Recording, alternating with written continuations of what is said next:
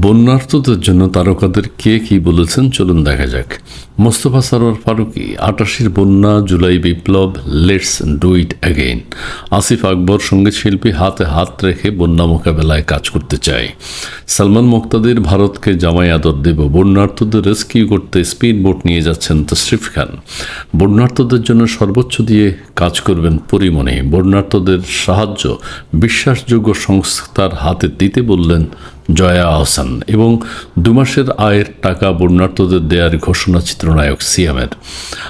তাদের কথা ছাড়াও সাথে আছে আমাদের পুরো দেশবাসী, দেশের মানুষ। ধন্যবাদ।